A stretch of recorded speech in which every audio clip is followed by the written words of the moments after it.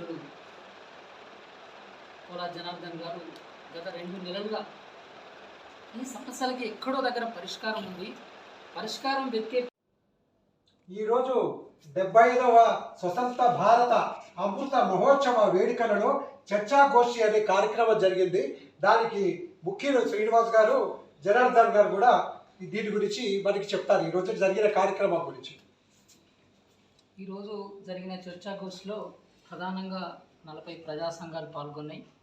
ఈ సందర్భంగా గత 75 సంవత్సరాలుగా దేశంలో ఏ అభివృద్ధి సాధించాము, ఎలాంటి అవరోధాలను ఈరోజు దేశం ఎదుర్కొన్నది, ఈ వచ్చే 25 ఏళ్లలో ప్రభుత్వాలని ఏ రకంగా మనం సిద్ధం చేయాలి ప్రజలు అనే అంశం మీద చర్చను నిర్వహించడం జరిగింది. చర్చలో పాల్గొన్న వారందరూ కూడా అర్థవంతమైన సలహాలు సూచనలు చేస్తూ ప్రజాస్వామ్యంలో అనేక మార్పులు రావాల్సిన అవసరం ఉందని, ముఖ్యంగా నాణ్యమైన చదువు, మంచి ఆరోగ్యము, ఉపాధి అవకాశాల్లో మెరుగుదల కనబరచాలని అందరూ తమ అభిప్రాయాలను వెలుగుచ్చారు. అంతేకాకుండా ముఖ్యంగా ఈ ఆకలితో అలమటిస్తున్న వాళ్ళు ఇంకా 75 సంవత్సరాల తర్వాత కూడా ఉన్నారంటే అది మనం అందరం సిగ్గుపడాలి. దానికోసం ఒక కార్యాచరణ ముందుకు తీసుకుపోవాలని సమావేశం తీర్మానం చేసింది. అదేవిధంగా ఓటు చైతన్యం తీసుకొని వెళ్ళాలని, అట్లాగనే ప్రధానంగా మునుగోడు ఎన్నికలు ఎవరి కోసం వచ్చాయనేది అందరికీ తెలుసని, ఎన్నికలు అంటే ప్రజల కోసం తప్ప పార్టీల కోసమో వ్యక్తుల కోసమో కారాదని, అది ప్రజల కోసం మాత్రమే ఎన్నికలు జరగాలని, ఆ దిశగా ఓటు చైతన్యాన్ని తీసుకురావాలని సమావేశం తీర్మానించింది. తర్వాత జనార్దన్ గారు మాట్లాడతారు. దేశానికి స్వాతంత్ర్యం వచ్చి 75 సంవత్సరాలు అవుతుంది. 75 సంవత్సరాలు అవుతున్న సందర్భంగా ఈరోజు దేశంలో ఉన్నటువంటి ప్రజలందరూ కూడా స్వాతంత్ర్యోత్సవాలని చాలా ఘనంగా జరుపుతున్నారు. ఈ 75 సంవత్సరాల స్వాతంత్ర్య ఫలాలు ఈ దేశంలో ఉన్నటువంటి ప్రజలకు ఏ మేరకు అందినాయి, ఇంకా అందాల్సిన అవసరం ఎంతవరకు ఉన్నదనేది ఈరోజు సమావేశంలో చర్చించుకోవడం జరిగింది. నిజానికి ఈరోజు జరిగినటువంటి సమావేశంలో Telangana Loksatta party, Telangana state JAC, తర్వాత 69 ఉద్యమకారుల సమితి, ఇట్లా ఒక 4 ఆర్గనైజేషన్లు కలిసి ఈరోజు సమావేశం అంటే నిర్వహణ మొత్తంగా పాల్గొన్నది ఒక 40 సంఘాల వాళ్ళు పాల్గొన్నారు. నిర్వహణ బాధ్యతలు తీసుకోవడం జరిగింది. అయితే ఈరోజు జరిగినటువంటి సమావేశంలో మొత్తంగా అంటే బ్రిటిష్ వలస పాలనకు వ్యతిరేకంగా జరిగిన పోరాటం నుంచి మొదలు పెడితే స్వాతంత్ర్యం వచ్చి ఈ 75 సంవత్సరాల కాలంలో కూడా మొత్తం ఏం జరిగింది అనేది ఒకసారి మాట్లాడుకోవడం కోసం ఈ సమావేశం ఏర్పాటు చేసినాం. ఇప్పుడు దేశంలో ప్రధానమంత్రి స్థానంలో ఉన్నటువంటి మోదీ గారు ప్రధానమంత్రి అయిన తర్వాత మొట్టమొదటి స్టేట్మెంట్ ఆయన ఇచ్చింది ఏంటంటే, ఈ దేశంలో ఇప్పటికీ 34% ప్రజలు కనీస అవసరాలకు నోచుకోకుండా జీవితం గడుపుతున్నారు. వాళ్ళకి తినడానికి తిండి లేదు, ఉండడానికి బట్టలు లేవు, అంటే ఉండడానికి ఇల్లు లేదు, కట్టుకోవడానికి బట్టలు లేవు, కనీస సౌకర్యాలు పొందని స్థితిలో 34% ప్రజలు ఇంకా ఆ జీవితం గడుపుతున్నారు. వాళ్ళకు విద్యుత్ సౌకర్యం కూడా లేదు, రవాణా సౌకర్యం లేదు, ఇటువంటి కనీస సౌకర్యాలు లేదు. వాళ్ళకందరికీ సౌకర్యాలు కల్పిస్తూ వాళ్ళను మెయిన్ స్ట్రీమ్ సొసైటీలో కలపడమే మా కేంద్ర ప్రభుత్వ ప్రధాన ఉద్దేశం అని చెప్తూ అధికారంలోకి వచ్చింది. సంతోషం, అప్పుడు మాలాంటి వాళ్ళందరం కూడా సంతోషపడ్డాం. ఈ దాదాపు 7 సంవత్సరాల కాలంలో కేంద్ర ప్రభుత్వం ఈ దేశంలో అత్యంత పేదలుగా ఉన్నటువంటి ప్రజల కోసం ఏం చేసింది అనేది ఈరోజు చర్చ జరిగింది. మొత్తంగా పరిశీలిస్తే మోదీ గారు ప్రధాన సీటు మీద కూర్చున్నప్పుడు ఇచ్చిన స్టేట్మెంట్కు 7 సంవత్సరాల తర్వాత జరిగినటువంటి ఈ డెవలప్మెంట్కు ఒకసారి పోల్చి చూసుకుంటే ఏమాత్రం తేడా లేదనేది అర్థమవుతున్నది. ఎందుకంటే 34% ప్రజలు ఇప్పటివరకు కనీస సౌకర్యాలకు నోచుకోకుండా ఉన్నారని మోదీ గారు స్వయంగా చెప్పిన ప్రభుత్వ రిపోర్ట్. ఇప్పుడు కూడా 7 సంవత్సరాల తర్వాత చూస్తే కూడా మళ్ళా సేమ్ అదే పరిస్థితి కొనసాగుతూ వస్తుంది. అంటే ఈ దేశంలో ఉన్న పేద ప్రజల కోసం మోదీ గవర్నమెంట్ చేసింది ఏం లేదని మాకు అర్థమవుతుంది. రెండవది ఏంటంటే 10 సంవత్సరాల కింద అదని ఎవరో నాకు తెలియదు, నేను ఇంత పబ్లిక్ లైఫ్లో ఉంటా, నాయకత్వంలో ఉంటా, నాకే తెలియని పరిస్థితి. ముఖేష్ అంబానీ ఎక్కువ తెలియదు, కానీ వాళ్ళ ఫాదర్ ధీరుభాయ్ అంబానీ తెలిసిన పరిస్థితి. ఈ దాదాపు 5-10 సంవత్సరాల కాలంలో ఎవరికి తెలియని వ్యక్తులు వ్యాపార రంగంలో భారతదేశంలో అత్యంత సంపన్నులకు ఎదగడమే కాదు, ప్రపంచ సంపన్నుల జాబితాలో 4వ స్థానంలోకి ఎదగడం అనేది మామూలు విషయం కాదు. అదాని కానీ, ముఖేష్ అంబానీ కానీ, అనిల్ అంబానీ కానీ, లేదా ఇటువంటి వాళ్ళు ఇంకెవరైనా సరే వీళ్ళు వ్యాపారం చేసుకుని ఎదిగితే మేము చాలా సంతోషపడతాం. భారతీయులుగా ఈ భారతదేశానికి సంబంధించిన బిడ్డలు ప్రపంచ సంపన్నులకు ఎదిగితే మేము చాలా సంతోషపడతాం. వాళ్ళు ఎదిగినట్టుగా ఈ దేశంలో ఉన్నటువంటి మెజారిటీ ప్రజలు, బహుజన ప్రజలు ఎందుకు ఎదుగుతలేరు అనేది ఇక్కడ ప్రశ్నించాల్సిన విషయం, విశ్లేషించుకోవాల్సిన సందర్భం. రాష్ట్ర కేంద్ర ప్రభుత్వాలు, దేశంలో ఉన్నటువంటి రాష్ట్ర కేంద్ర ప్రభుత్వాలు మొత్తం కూడా ఈ దేశంలో ఉన్నటువంటి కొద్దిపాటి సంపన్నుల ఆర్థిక ప్రయోజనాల కోసం ప్రణాళికలు తయారు చేసి దాన్ని అమలు చేస్తూ ఆ సంపన్నులు మరింత సంపన్నులు ఎదగడం కోసం పనిచేస్తున్నాయి తప్ప ఈ దేశంలో ఉన్న పేద ప్రజల ప్రయోజనాల కోసం రాష్ట్ర కేంద్ర ప్రభుత్వం పనిచేస్తలేవు అనేది దీన్ని బట్టి మనకు అర్థమవుతుంది. ఇప్పటికీ కేంద్ర ప్రభుత్వాన్ని మేము డిమాండ్ చేసేది ఏంటంటే అదాని అంబానీలు మీ ప్రభుత్వాల సహకారంతో ఎట్లయితే ఎదిగినలో ఈ దేశంలో మెజారిటీ ప్రజలకు ఉన్నటువంటి ఈ 34% ప్రజలు కనీస సౌకర్యాలకు నోచుకున్నటువంటి ఈ 34% ప్రజలు వాళ్ళ మంది ఎదగడం కోసము మీ కేంద్ర ప్రభుత్వము 18 రాష్ట్ర ప్రభుత్వాలు తర్వాత బీజేపీ ఇతర ప్రభుత్వాలు కూడా ఏం చేస్తున్నాయి అనేది ఈ సందర్భంగా మీరు మాట్లాడుతున్నారు. వీళ్ళందరికీ పరిష్కారం చూపడం మాత్రమే అది రాష్ట్ర కేంద్ర ప్రభుత్వాల సమర్థత అని చెప్పి మేము భావిస్తున్నాం. ఒకవేళ వాళ్ళ కనుక ఆ కనీస సౌకర్యాలు అందించలేకపోతే వచ్చే ఎన్నికల్లో ఏం చేయాలనేది అటు బాధితులు తర్వాత ఇటు ప్రజా సంఘాలుగా లేదా ప్రజల పక్షం నిలబడి పనిచేసేటువంటి పార్టీలుగా మేము ఏం చేయాలనేది డిసైడ్ చేసుకోవాలని చెప్పి ఈరోజు మాట్లాడుకున్నాం. బాధ ఏంటంటే మొన్న ఆక్స్ఫామ్ వాళ్ళు ఒక రిపోర్ట్ ఇచ్చింది. ఈ దేశంలో 100 మంది సంపన్నుల దగ్గర ఈ దేశంలో ఉన్నటువంటి 40% సంపద కేంద్రీకృతమై ఉన్నది. 40% సంపద 100 మంది సంపన్నుల దగ్గర కేంద్రీకృతమై ఉన్నది. ఒక ఆర్థిక సంస్థ సర్వే చేసి ఇచ్చినటువంటి రిపోర్ట్. అదే మాదిరిగా ఈ దేశంలో ఉన్నటువంటి 1% సంపన్నుల దగ్గర 61% సంపద కేంద్రీకృతమై ఉన్నది. ఇట్లా చెప్పుకుంటూ పోతే ఇంకొక అడుగు ముందుకేస్తే ఈ దేశంలో ఒక 5% ప్రజల దగ్గర 95% సంపద కేంద్రీకృతమై ఉన్నది. ఒక గొప్ప తత్వవేత్త చెప్పినట్టుగా సంపద ఎక్కడ ఉంటే అధికారం అక్కడ ఉంటుంది. ఆ అధికారం తిరిగి సంపదను దోచుకోవడానికి ఉపయోగపడుతుంది. ఇక్కడ కేంద్ర ప్రభుత్వం సహకారంతో రాష్ట్ర ప్రభుత్వాల సహకారంతో కొంతమంది వ్యక్తులు లేదా కొన్ని కుటుంబాలు లేదా కొన్ని సంస్థలు ఆర్థికంగా ఎదిగిన్లు. ఆ ఎదిగిన వాళ్ళు ప్రభుత్వాల మీద ప్రభావం చూపుతూ ఒత్తిడి చేస్తూ తిరిగి వాళ్ళ ఆర్థిక ప్రయోజనాలకు అనుకూలంగా ప్రభుత్వం నుంచి ప్రణాళికలు తయారు చేసి బడ్జెట్ కేటాయింపజేసుకొని తిరిగి వాళ్ళే బెనిఫిట్ పొందుతున్నటువంటి పరిస్థితి ఉన్నది. ఈ పరిస్థితి పోవాలి.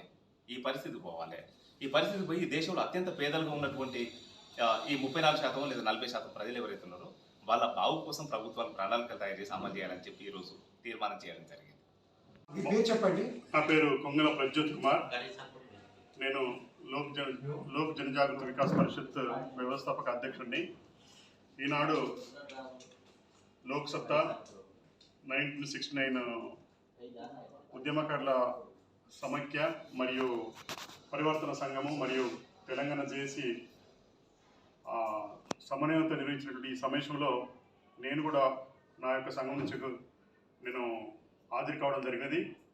ముఖ్యంగా సమావేశంలో ప్రజలకు ఏదైతే అవసరం ఉందో, ప్రజలకైతే ఏదైతే నష్టం జరుగుతుందో ఆ నష్టాన్ని విషయంలో చాలా క్లుప్తంగా చాలా వివరంగా చాలా స్టడీ చేసి చాలా చక్కటి సలహాలు ఇచ్చారు.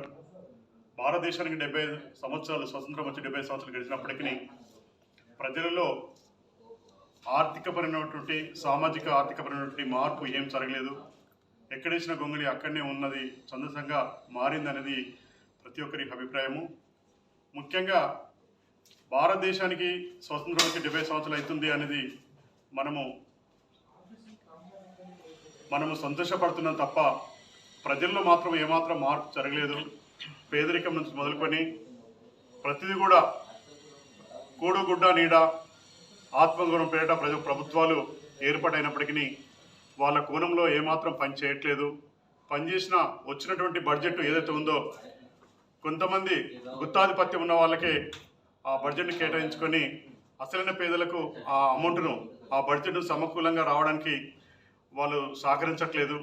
నిస్వార్థమైన సేవ వచ్చి కాకుండా ఎన్నికల్లో ఒక మాట చెప్పి మేనిఫెస్టోలో ఒక మాట చెప్పి ప్రస్తుతానికి ప్రజలకు కోడుగుడ్డ నీడ అనేటువంటి విధానంలో ప్రజల సంక్షేమం కోరుతామని పరిపాలనకు వచ్చిన తర్వాత ఇప్పుడు లేటెస్ట్గా ట్రెండ్లో రాజకీయ పార్టీలు వాడు ఓట్లో గెలిచిన తర్వాత mind management, vote management, liquor management, biryani management ఈ విధానంలో మభ్యపెట్టుకొని మాడిక చేసేసి ఏదో కళ్ళబెల్లి మాడని చెప్పి ఆడు ఎలక్షన్లకు రావడానికి ప్రయత్నం చేస్తాం తప్ప ఎలక్షన్లకు వచ్చి సీట్లకు వచ్చిన తర్వాత నిస్వార్థమైన సేవలో ఉండి ప్రభుత్వమైన బడ్జెట్ అనాలిసిస్ చేయకుండా ఆ బడ్జెట్ సమకూలంగా విద్యను వైద్యాన్ని బాగా నిర్లక్ష్యం చేసి ప్రజల్ని నిలువుగా ముంచి ప్రజలకు కనీస అవసరాలు కూడా నోచుకొని ప్రభుత్వాలు ఇప్పటివరకు 70 సంవత్సరంగా కూడా అది పూర్తి చేయట్లేదంటే అది ఆ లోపం ఎంతవరకు ఉంది, దాని ద్వారా ఎంత నష్టం జరుగుతుందనేది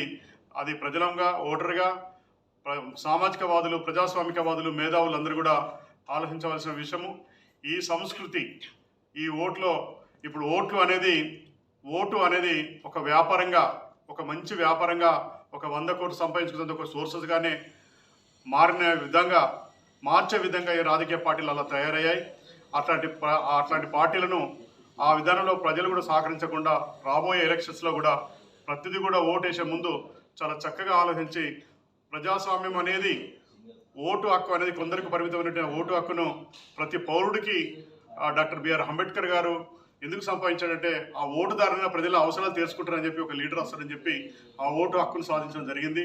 కానీ అది సరైన విధానంలో దాన్ని ఉపయోగించుకోకుండా అది లిక్కర్కు బమ్ముడు పోయే విధంగా రాజకీయ నాయకులు దాన్ని ఒక వ్యాపారంగా మార్చుకున్నారు. కాబట్టి ఇక్కడ నుంచి ఆ విధానము ఇలాంటి సంస్కృతి ఇలా కొనబడితే భవిష్యత్ తరాలకు ఒక గొడ్డలు పెట్టుగా, ఒక అభివృద్ధికి గొడ్డలు పెట్టుగా మారుతుంది. కాబట్టి దయచేసి ఈ సంస్కృతిపై, ఈ విష సంస్కృతిపై ఈ ఓటు విధానంలో కొంత మార్పు తెచ్చే విధంగా ప్రజలందరూ కూడా ప్రజా చైతన్యం చేసే విధంగా ప్రతి ఒక్క యువత ముందుకు వచ్చి మేధావర్గం కూడా దాని విషయంలో బాగా ఫోకస్ చేసి ఒక బ్రహ్మాండమైన చర్చ జరిపించాలని కోరుకుంటూ ఈ అవకాశం ఇచ్చారు.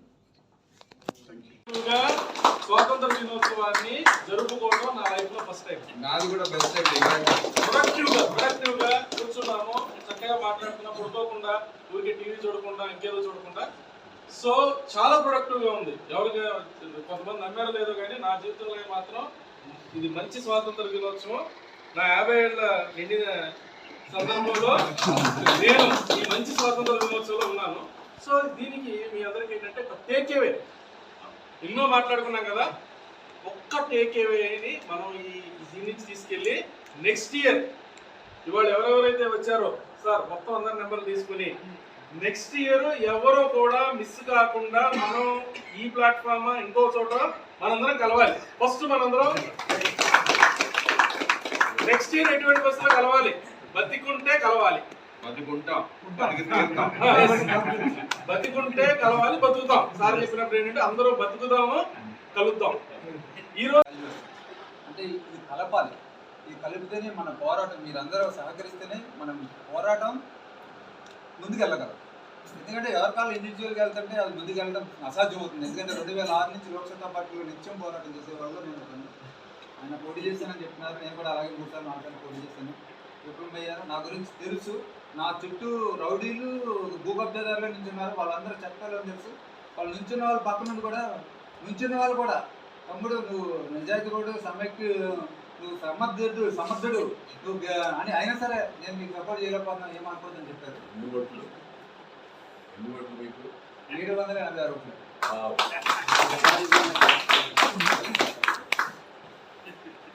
ఈ కార్యక్రమం ఇంతటితో ఆగకుండా ముందుకు సాగదీసుకుని ముందుకు వెళ్ళి పోరాటం ఆపొద్దు, మనం సాధించాలని చెప్పి ఐక్యతలో ఏ సమయంలో ఎప్పుడు పిలిచినా తప్పనిసరిగా నేను వస్తాను. మీరు ఒక్కటి గ్రహించాలి, కాలు నొప్పికి గుండె నొప్పికి ఇవ్వాల్సిన ప్రయారిటీ, అంటే కాలు నొప్పికి ఇచ్చే గుండె నొప్పికి ఇవ్వాల్సిన ప్రయారిటీ కాలు నొప్పికి ఇవ్వద్దు. ఈ సమావేశంలో పాల్గొన్నారు అంటే ఈ ఐక్య వేదిక పిలుపుకి ఎప్పుడైనా సరే ఆ ఇంపార్టెన్స్ ఇవ్వాలని, అంటే ఈ ఐక్య వేదిక గుండె నొప్పితో సమానమని మీరందరూ భావిస్తారని ఆశిస్తూ సెలవు తీసుకున్నాను. Thank you so much. ఈరోజు 75వ స్వతంత్ర భారత అమృత మహోత్సవ వేడుకలలో చర్చాగోష్ఠి అనే కార్యక్రమం జరిగింది. దానికి ముఖ్యులు శ్రీనివాస్ గారు, జనార్దన్ గారు కూడా దీని గురించి మనకి చెప్తారు, ఈరోజు జరిగిన కార్యక్రమం గురించి. ఈరోజు జరిగిన చర్చాగోష్ఠిలో ప్రధానంగా 40 ప్రజా సంఘాలు పాల్గొన్నాయి. ఈ సందర్భంగా గత 75 సంవత్సరాలుగా దేశంలో ఏ అభివృద్ధి సాధించాము, ఎలాంటి అవరోధాలను ఈరోజు దేశం ఎదుర్కొన్నది, ఈ వచ్చే 25 ఏళ్లలో ప్రభుత్వాలని ఏ రకంగా మనం సిద్ధం చేయాలి ప్రజలు అనే అంశం మీద చర్చను నిర్వహించడం జరిగింది. చర్చలో పాల్గొన్న వారందరూ కూడా అర్థవంతమైన సలహాలు సూచనలు చేస్తూ ప్రజాస్వామ్యంలో అనేక మార్పులు రావాల్సిన అవసరం ఉందని, ముఖ్యంగా నాణ్యమైన చదువు, మంచి ఆరోగ్యము, ఉపాధి అవకాశాల్లో మెరుగుదల కనబరచాలని అందరూ తమ అభిప్రాయాలను వెలుగుచ్చారు. అంతేకాకుండా ముఖ్యంగా ఈ ఆకలితో అలమటిస్తున్న వాళ్ళు ఇంకా 75 సంవత్సరాల తర్వాత కూడా ఉన్నారంటే అది మనం అందరం సిగ్గుపడాలి. దానికోసం ఒక కార్యాచరణ ముందుకు తీసుకుపోవాలని సమావేశం తీర్మానం చేసింది. అదేవిధంగా ఓటు చైతన్యం తీసుకొని వెళ్ళాలని, అట్లాగనే ప్రధానంగా మునుగోడు ఎన్నికలు ఎవరి కోసం వచ్చాయనేది అందరికీ తెలుసని, ఎన్నికలు అంటే ప్రజల కోసం తప్ప పార్టీల కోసమో వ్యక్తుల కోసమో కారాదని అది ప్రజల కోసం మాత్రమే ఎన్నికలు జరగాలని ఆ దిశగా ఓటు చైతన్యాన్ని తీసుకురావాలని సమావేశం తీర్మానించింది. తర్వాత జనార్దన్ గారు మాట్లాడతారు. దేశానికి స్వాతంత్ర్యం వచ్చి 75 సంవత్సరాలు అవుతుంది. 75 సంవత్సరాలు అవుతున్న సందర్భంగా ఈరోజు దేశంలో ఉన్నటువంటి ప్రజలందరూ కూడా స్వాతంత్ర్యోత్సవాలని చాలా ఘనంగా జరుపుతున్నారు. ఈ 75 సంవత్సరాల స్వాతంత్ర్య ఫలాలు ఈ దేశంలో ఉన్నటువంటి ప్రజలకు ఏ మేరకు అందినాయి, ఇంకా అందాల్సిన అవసరం ఎంతవరకు ఉన్నది అనేది ఈరోజు సమావేశంలో చర్చించుకోవడం జరిగింది. నిజానికి ఈరోజు జరిగినటువంటి సమావేశంలో Telangana Loksatta party, Telangana state JAC, తర్వాత 69 ఉద్యమకారుల సమితి, ఇట్లా ఒక 4 ఆర్గనైజేషన్లు కలిసి ఈరోజు సమావేశం అంటే నిర్వహణ మొత్తంగా పాల్గొన్నది ఒక 40 సంఘాల వాళ్ళు పాల్గొన్నారు. నిర్వహణ బాధ్యతలు తీసుకోవడం జరిగింది. అయితే ఈరోజు జరిగినటువంటి సమావేశంలో మొత్తంగా అంటే బ్రిటిష్ వలస పాలనకు వ్యతిరేకంగా జరిగిన పోరాటం నుంచి మొదలు పెడితే స్వాతంత్ర్యం వచ్చి ఈ 75 సంవత్సరాల కాలంలో కూడా మొత్తం ఏం జరిగింది అనేది ఒకసారి మాట్లాడుకోవడం కోసం ఈ సమావేశం ఏర్పాటు చేసినాం. ఇప్పుడు దేశంలో ప్రధానమంత్రి స్థానంలో ఉన్నటువంటి మోదీ గారు ప్రధానమంత్రి అయిన తర్వాత మొట్టమొదటి స్టేట్మెంట్ ఆయన ఇచ్చింది ఏంటంటే, ఈ దేశంలో ఇప్పటికీ 34% ప్రజలు కనీస అవసరాలకు నోచుకోకుండా జీవితం గడుపుతున్నారు. వాళ్ళకి తినడానికి తిండి లేదు, ఉండడానికి బట్టలు లేవు, అంటే ఉండడానికి ఇల్లు లేదు, కట్టుకోవడానికి బట్టలు లేవు, కనీస సౌకర్యాలు పొందని స్థితిలో 34% ప్రజలు ఇంకా ఆ జీవితం గడుపుతున్నారు. వాళ్ళకు విద్యుత్ సౌకర్యం కూడా లేదు, రవాణా సౌకర్యం లేదు, ఇటువంటి కనీస సౌకర్యాలు లేదు. వాళ్ళకందరికీ సౌకర్యాలు కల్పిస్తూ వాళ్ళను మెయిన్ స్ట్రీమ్ సొసైటీలో కలపడమే మా కేంద్ర ప్రభుత్వ ప్రధాన ఉద్దేశం అని చెప్తూ అధికారంలోకి వచ్చింది. సంతోషం, అప్పుడు మాలాంటి వాళ్ళందరం కూడా సంతోషపడ్డాం. ఈ దాదాపు 7 సంవత్సరాల కాలంలో కేంద్ర ప్రభుత్వం ఈ దేశంలో అత్యంత పేదలుగా ఉన్నటువంటి ప్రజల కోసం ఏం చేసింది అనేది ఈరోజు చర్చ జరిగింది. మొత్తంగా పరిశీలిస్తే మోదీ గారు ప్రధాన సీటు మీద కూర్చున్నప్పుడు ఇచ్చిన స్టేట్మెంట్కు 7 సంవత్సరాల తర్వాత జరిగినటువంటి ఈ డెవలప్మెంట్కు ఒకసారి పోల్చి చూసుకుంటే ఏమాత్రం తేడా లేదనేది అర్థమవుతున్నది. ఎందుకంటే 34% ప్రజలు ఇప్పటివరకు కనీస సౌకర్యాలకు నోచుకోకుండా ఉన్నారని మోదీ గారు స్వయంగా చెప్పిన ప్రభుత్వ రిపోర్ట్. ఇప్పుడు కూడా 7 సంవత్సరాల తర్వాత చూస్తే కూడా మళ్ళా సేమ్ అదే పరిస్థితి కొనసాగుతూ వస్తుంది. అంటే ఈ దేశంలో ఉన్న పేద ప్రజల కోసం మోదీ గవర్నమెంట్ చేసింది ఏం లేదని మాకు అర్థమవుతుంది. రెండోది ఏంటంటే 10 సంవత్సరాల కింద అదని ఎవరో నాకు తెలియదు. నేను ఇంత పబ్లిక్ లైఫ్లో ఉంటా, నాయకత్వంలో ఉంటా, నాకే తెలియని పరిస్థితి. ముఖేష్ అంబానీ ఎక్కువ తెలియదు, కానీ వాళ్ళ ఫాదర్ ధీరుభాయ్ అంబానీ తెలిసిన పరిస్థితి. ఈ దాదాపు 5-10 సంవత్సరాల కాలంలో ఎవరికి తెలియని వ్యక్తులు వ్యాపార రంగంలో భారతదేశంలో అత్యంత సంపన్నులకు ఎదగడమే కాదు, ప్రపంచ సంపన్నుల జాబితాలో 4వ స్థానంలోకి ఎదగడం అనేది మామూలు విషయం కాదు. ఆదాని కానీ, ముఖేష్ అంబానీ కానీ, అనిల్ అంబానీ కానీ, లేదా ఇటువంటి వాళ్ళు ఇంకెవరైనా సరే వీళ్ళు వ్యాపారం చేసుకుని ఎదిగితే మేము చాలా సంతోషపడతాం. భారతీయులుగా ఈ భారతదేశానికి సంబంధించిన బిడ్డలు ప్రపంచ సంపన్నులకు ఎదిగితే మేము చాలా సంతోషపడతాం. వాళ్ళు ఎదిగినట్టుగా ఈ దేశంలో ఉన్నటువంటి మెజారిటీ ప్రజలు, బహుజన ప్రజలు ఎందుకు ఎదుగుతలేరు అనేది ఇక్కడ ప్రశ్నించాల్సిన విషయం, విశ్లేషించుకోవాల్సిన సందర్భం. రాష్ట్ర కేంద్ర ప్రభుత్వాలు, దేశంలో ఉన్నటువంటి రాష్ట్ర కేంద్ర ప్రభుత్వాలు మొత్తం కూడా ఈ దేశంలో ఉన్నటువంటి కొద్దిపాటి సంపన్నుల ఆర్థిక ప్రయోజనాల కోసం ప్రణాళికలు తయారు చేసి దాన్ని అమలు చేస్తూ ఆ సంపన్నులు మరింత సంపన్నులు ఎదగడం కోసం పనిచేస్తున్నాయి తప్ప ఈ దేశంలో ఉన్న పేద ప్రజల ప్రయోజనాల కోసం రాష్ట్ర కేంద్ర ప్రభుత్వం పనిచేస్తలేవు అనేది దీన్ని బట్టి మనకు అర్థమవుతుంది. ఇప్పటికీ కేంద్ర ప్రభుత్వాన్ని మేము డిమాండ్ చేసేది ఏంటంటే, అదాని అంబానీలు మీ ప్రభుత్వాల సహకారంతో ఎట్లయితే ఎదిగిందో ఈ దేశంలో మెజారిటీ ప్రజలు ఉన్నటువంటి ఈ 34% ప్రజలు, కనీస సౌకర్యాలకు నోచుకున్నటువంటి ఈ 34% ప్రజలు వాళ్ళ మధ్య ఎదగడం కోసము మీ కేంద్ర ప్రభుత్వము, 18 రాష్ట్ర ప్రభుత్వాలు, తర్వాత బీజేపీ ఇతర ప్రభుత్వాలు కూడా ఏం చేస్తున్నాయి అనేది ఈ సందర్భంగా మేము మాట్లాడుతున్నాం. వీళ్ళందరికీ పరిష్కారం చూపడం మాత్రమే అది రాష్ట్ర కేంద్ర ప్రభుత్వాల సమర్థత అని చెప్పి మేము భావిస్తున్నాం. ఒకవేళ వాళ్ళ కనుక ఆ కనీస సౌకర్యాలు అందించలేకపోతే వచ్చే ఎన్నికల్లో ఏం చేయాలనేది అటు బాధితులు, తర్వాత ఇటు ప్రజా సంఘాలుగా లేదా ప్రజల పక్షం నిలబడి పనిచేసేటువంటి పార్టీలుగా మేము ఏం చేయాలనేది డిసైడ్ చేసుకోవాలని చెప్పి ఈరోజు మాట్లాడుతున్నాం. బాధ ఏంటంటే మొన్న ఆక్స్ఫర్డ్ వాళ్ళు ఒక రిపోర్ట్ ఇచ్చింది. ఈ దేశంలో 100 మంది సంపన్నుల దగ్గర ఈ దేశంలో ఉన్నటువంటి 40% సంపద కేంద్రీకృతమై ఉన్నది. 40% సంపద 100 మంది సంపన్నుల దగ్గర కేంద్రీకృతమై ఉన్నది. ఒక ఆర్థిక సంస్థ సర్వే చేసి ఇచ్చినటువంటి రిపోర్ట్. అదే మాదిరిగా ఈ దేశంలో ఉన్నటువంటి 1% సంపన్నుల దగ్గర 61% సంపద కేంద్రీకృతమై ఉన్నది. ఇట్లా చెప్పుకుంటూ పోతే ఇంకొక అడుగు ముందుకేస్తే ఈ దేశంలో ఒక 5% ప్రజల దగ్గర 95% సంపద కేంద్రీకృతమై ఉన్నది. ఒక గొప్ప తత్వవేత్త చెప్పినట్టుగా సంపద ఎక్కడ ఉంటే అధికారం అక్కడ ఉంటుంది. ఆ అధికారం తిరిగి సంపదను దోచుకోవడానికి ఉపయోగపడుతుంది. ఇక్కడ కేంద్ర ప్రభుత్వం సహకారంతో, రాష్ట్ర ప్రభుత్వాల సహకారంతో కొంతమంది వ్యక్తులు లేదా కొన్ని కుటుంబాలు లేదా కొన్ని సంస్థలు ఆర్థికంగా ఎదిగిళ్ళు. ఆ ఎదిగిన వాళ్ళు ప్రభుత్వాల మీద ప్రభావం చూపుతూ ఒత్తిడి చేస్తూ తిరిగి వాళ్ళ ఆర్థిక ప్రయోజనాలకు అనుకూలంగా ప్రభుత్వం నుంచి ప్రణాళికలు తయారు చేసి బడ్జెట్ కేటాయింపు చేసుకొని తిరిగి వాళ్ళే బెనిఫిట్ పొందుతున్నటువంటి పరిస్థితి ఉన్నది. ఈ పరిస్థితి పోవాలి. ఈ పరిస్థితి పోయి ఈ దేశంలో అత్యంత పేదలుగా ఉన్నటువంటి ఈ 34% లేదా 40% ప్రజలు ఎవరైతే ఉన్నారో వాళ్ళ బావు కోసం ప్రభుత్వాలు ప్రణాళికలు తయారు చేసి అమలు చేయాలని చెప్పి ఈరోజు తీర్మానం చేయడం జరిగింది. పోరాటం చేసి అనేక త్యాగాలు చేసి స్వాతంత్ర్యాన్ని సాధించుకున్నామో ఆ స్వాతంత్ర్య ఫలాలు ఈ దేశ ప్రజలకు అందుతలేవని భావించాల్సి ఉంటుంది. అందుతలేవు కూడా. కాబట్టి రాబోయే కాలంలో ఇప్పటి వరకు ప్రభుత్వాలన్నీ కూడా ఈ దేశంలో ఉన్న సంపన్నుల ప్రయోజనాలకు అనుకూలంగా పనిచేస్తూ వచ్చినాయి. రాబోయే కాలంలో పేద ప్రజల కేంద్రంగా, పేద ప్రజల ప్రయోజనాల కేంద్రంగా పనిచేయాల్సిన అవసరం ఉన్నదని చెప్పి ఈరోజు మేము తీర్మానం తీసుకోవడం జరిగింది. ఏ జిల్లా నుంచి వచ్చారు? ఒక 40 సంఘాలకు సంబంధించి 100 మంది పాల్గొన్నారు. ఆ 100 మంది కూడా వివిధ సంఘాల ప్రతినిధులు, సాధారణ ప్రజల ప్రతినిధులు లేదా నాయకులు వాళ్ళందరూ కూడా. దాంట్లో జిల్లాలకు సంబంధించిన విషయానికి వస్తే వరంగల్, నిజామాబాద్, ఆదిలాబాద్, తర్వాత ఖమ్మం, మంచిర్యాల, ఇక్కడ హైదరాబాద్, రంగారెడ్డి జిల్లా, ఇట్లా ఈ దాదాపు తెలంగాణలో ఉన్నటువంటి ఒక 10 జిల్లాలకు సంబంధించిన వాళ్ళు ఈరోజు ఈ సమావేశంలో పాల్గొని చర్చలో పాల్గొనడం జరిగింది. వాళ్ళందరూ కలిసి కలెక్టివ్గా ఈరోజు ఒక సమావేశంలో కొన్ని చర్చ పెట్టిన కొన్ని తీర్మానాలు చేసినాం. వచ్చే 20 తారీఖు నాడు మరొకసారి కూర్చొని బ్రాడర్ బేస్ ఇక్కడ తెలంగాణ రాష్ట్రంతో పాటు దేశవ్యాప్తంగా విద్యా విధానం ఎట్లా ఉన్నది, వైద్య విధానం ఎట్లా ఉన్నది, ఈ విద్యా వైద్యం ఈ దేశంలో ఉన్న విద్యార్థులకు అందరికీ ప్రభుత్వం బాధ్యత వహించి ఆ సేవలు అందించడం కోసం ఏం చేద్దాం అనేది ఒక కార్యాచరణ రూపొందించుకొని పనిచేయడం కోసం నిర్ణయించుకున్నాం. విద్య, వైద్యం, వ్యవసాయ రంగం, ఉపాధి అవకాశాలు, నిరుద్యోగ సమస్య, ఇటువంటి ఇండస్ట్రియలైజేషన్, ఇటువంటి ప్రధానమైన సమస్యల మీద చర్చించడం జరిగింది.